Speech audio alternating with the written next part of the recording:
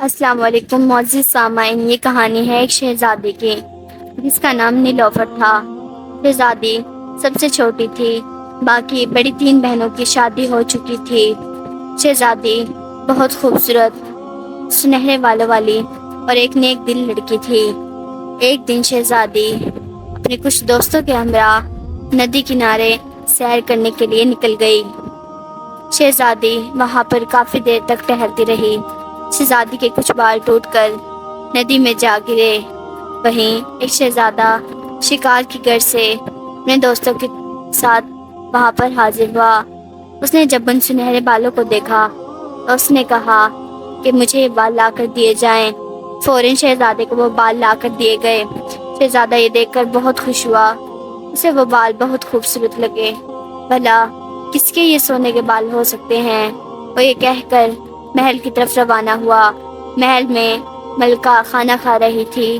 شہزادے کو کہا، آؤ بیٹا تم بھی ساتھ کھانا کھا لو۔ شہزادے نے کوئی جواب نہ دیا اور اپنے کمرے میں چلا گیا۔ اگلے صبح جب ملکہ نے شہزادے کو بلایا اور کہا آؤ کھانا کھا لو، لیکن شہزادے کی طرف سے کوئی جواب موصول نہ ہوا۔ بادشاہ اور ملکہ دونوں شہزادے کے لیے بہت پریشان تھے۔ آخر یہ کیا معاملہ ہے؟ شہزادہ نہ کسی سے بولتا ہے اور نہ کچھ کھاتا ہے۔ اگلے روز بادشاہ نے وزیر کو کہا کہ جاؤ تم معلوم کر کے آؤ آخر کیا معاملہ ہے، شہزادہ کسی سے کیوں نہیں بات کرتا۔ وزیر وہاں گیا اور شہزادے سے ساری بات معلوم کی اور واپس آ کر بادشاہ کو کہا کہ وزیر کو ایک ایسی لڑکی سے پیار ہو گیا ہے جس کے گھنے اور سونے کے بال ہیں۔ بادشاہ یہ سن کر بہت پریشان تھا، بھلا اب میں کہاں سے تلاش کروں؟ بادشاہ نے یہ کام وزیر کو سونپ دیا اور کہا تمہیں 1 مہینے کی مہلت دی جاتی ہے، تم جاؤ اور میرے بیٹے کی بات کو معلوم کرو۔ وزیر گھر گیا۔ وزیر بہت پریشان تھا، یا اللہ میں کیسے اس بات کا معلوم لگا سکوں گا؟ بھلا کہاں مجھے سونے کے بال والی لڑکی ملے گی؟ اتنے میں وزیر کا بیٹا آیا، کہا ابا آپ اتنے پریشان کیوں ہوتے ہیں؟ وزیر نے اسے ساری بات بتا دی۔ وزیر کے بیٹے نے کہا اس بات کا معلوم میں بتاؤں گا، میں پتہ لگاؤں گا کہ وہ سونے والی لڑکی کون ہے۔ یہ سننا تھا۔ وزیر کا بیٹا فوراً وہاں سے روانہ ہو گیا۔ وہ ہر جگہ جاتا اور شہزادی کے بارے میں پوچھتا، لیکن کوئی اسے نہ بتاتا۔ ایک دن وزیر زادے نے چوڑیوں والی کا بھیس بدلا اور گاؤں گاؤں جا کر چوڑیاں بیچنا شروع کر دی۔ چلتے چلتے وہ دوسرے ملک میں نکل گیا۔ وہاں پر وہ ہر کسی سے یہی کہتا کہ ہمارے ہاں تو سنہرے سونے کے بالوں والی لڑکی ہے، یا تمہارے ہاں بھی کوئی سونے کے بالوں والی لڑکی ہے؟ ہر جگہ سے اس کو ایک جواب ہی ملتا، نہیں ہمیں نہیں معلوم وہ لڑکی کون ہے۔ ایک دن جب وہ صدائے لگا رہا تھا چوڑیاں لے لو چوڑیاں لے لو، اس ملک کے وزیر زادی نے دیکھا، اس کا دل چاہا کہ وہ چوڑیاں پہنے۔ اس نے کہا اے چوڑیوں والی سنتی ہو، ذرا ادھر آؤ میں نے چوڑیاں پہننی ہیں۔ جب اس نے شہزادے کی چوڑیاں دیکھی تو اس نے کہا یہ نفیس چوڑیاں بہت خوبصورت ہیں، تم مجھے پہنا دو۔ وہیں وزیر زادے نے وہاں بھی ایک ہی بات کہی، ہمارے ہاں تو سونے کے بالوں والی لڑکی ہے، کیا تمہارے ہاں بھی کوئی سونے کے بالوں والی لڑکی ہے؟ وہاں کے وزیر زادی نے کہا ہاں میں جانتی ہوں۔ وزیر زادے نے کہا اب مجھے کیا معلوم کہ تم جھوٹ بولتی ہو یا سچ؟ اگر تمہارے پاس کوئی ثبوت ہے تو میں تمہیں یہ ساری نفیس چوڑیاں مفت پہ انعام کر دوں گا، اور اگر تم نے مجھے ثبوت دیا تو میں تمہارے ساتھ اچھا کروں گا۔ وزیر زادی کا یہ سننا تھا، وہ فوراً گئی اور شہزادی سے کچھ باتیں کرنے لگی۔ باتوں ہی باتوں میں اس نے شہزادی کے بال توڑ لیے اور لا کر وزیر زادے کو دے دیے۔ وزیر زادہ یہ بال لے کر اور نفیس چوڑیاں وزیر زادے کو دے کر اپنے محل کی طرف روانہ ہوا۔ چونکہ مہینہ ختم ہونے میں صرف 4 دن باقی تھے، اس نے ایک گھوڑا خریدا اور اس پر بھاگ دوڑ شروع کر دی۔ جب وہ وہاں پہنچا تو اس کے والد کو پھانسی دی جا رہی تھی۔ اس نے فوراً کہا رک جائیے، میں آپ کے سوال کا جواب لے آیا ہوں۔ میں نے اس لڑکی کا بھی پتہ لگا لیا ہے جس کے گولڈن سونے کے بال ہیں۔ یہ سن کر بادشاہ بہت خوش ہوا۔ چونکہ شہزادے کی حالت دن بدن خراب ہوتی جا رہی تھی، شہزادہ بہت کمزور اور لاچار ہو چکا تھا، اس لیے بادشاہ بہت خوش ہوا۔ اس نے پتہ لگایا۔ وزیر زادے نے کہا 7 والے ملک کی شہزادی ہے جو کہ سب سے چھوٹی ہے، اس کے گولڈن سونے کے بال ہیں۔ یہ سننا تھا۔ بادشاہ نے فوراً کشتیاں بھری جس میں بہت زیادہ سونا بھرا ہوا تھا۔ بادشاہ نے اس ملک کی طرف روانہ کیا۔ آیا اس ملک کا بادشاہ ہماری یہ شادی کی پیشکش قبول کرتا ہے؟ بادشاہ نے وزیروں کو اس کے ساتھ بھیج دیا۔ جب وہ وہاں پہنچے، اس بادشاہ نے کہا رکو، میں شہزادی سے پوچھ کر جواب دیتا ہوں۔ بادشاہ نے شہزادی سے پوچھا تو شہزادی نے کہا ہاں، ایک شرط پہ میں شادی کروں گی، اگر وہاں کا شہزادہ مجھے میرے سوالوں کا جواب دیتا ہے۔ بادشاہ نے بات ان سب کو بتا دی۔ وہ سب فوراً روانہ ہوئے اور آ کر شہزادے کو یہ بات بتائی کہ شہزادی کی یہ پیشکش ہے کہ تم اس کے 3 سوالوں کا جواب دو۔ شہزادہ سوچ میں پڑ گیا، آخر میں کیسے جواب دوں گا؟ وزیر زادے نے تسلی دی اور کہا آپ کو پریشان ہونے کی کوئی ضرورت نہیں، میں اس کا جواب بتا دوں گا، لیکن یاد رکھنا تم اس سے 1 دن کی مہلت مانگ لینا۔ ہاں، اگر تمہاری شادی وہاں کی شہزادی سے ہو گئی تو تم میری شادی وہاں کے وزیر زادے سے کرواؤ گی۔ شہزادے نے اس کی یہ بات مان لی اور شہزادہ، بادشاہ، سبھی لوگ وہاں پر پہنچ گئے۔ وہاں پر محل میں شہزادے کا، بادشاہ کے درباریوں کا اور وزیر زادے کا خوب گرم جوشی سے استقبال کیا گیا۔ ان کے لیے بہت لذیذ کھانے لائے گئے۔ بادشاہ یہ دیکھ کر بہت خوش تھا۔ اگلے روز شہزادی نے کہا تمہیں اسی دربار میں جمع ہونا ہے اور میں تم سے سوال کروں گی۔ اگلے روز سبھی دربار میں جمع ہونے لگے۔ وہیں پر وزیر زادہ اور شہزادہ بھی حاضر ہو گیا۔ شہزادہ ایک تخت پر بیٹھ گیا جبکہ شہزادی پردے کے پیچھے بیٹھ گئی۔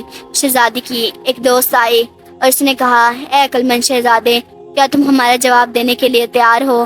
شہزادے نے کہا ہاں پوچھو، کیا سوال ہے؟ شہزادی کی دوست نے کہا بتاؤ، عقل کیا کھاتی ہے؟ یہ سن کر شہزادہ گم ہو گیا۔ شہزادے نے وزیر زادے کی طرف دیکھا۔ وزیر زادے کا اشارہ سمجھ گیا اور اس نے کہا مجھے 1 دن کی مہلت چاہیے۔ شہزادی کی سہیلی نے شہزادی سے پوچھا۔ شہزادی نے کہا انہیں 1 دن کی مہلت دی جائے۔